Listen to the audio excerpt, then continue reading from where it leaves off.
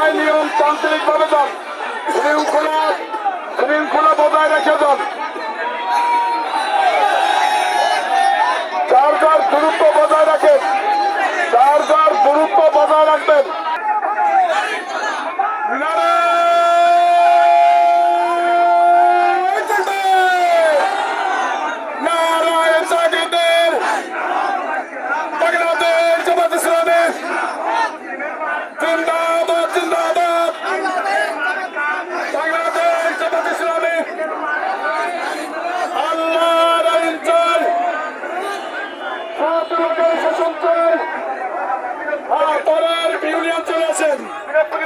Binodpur union ইনশাল্লাহ শুরু করেন।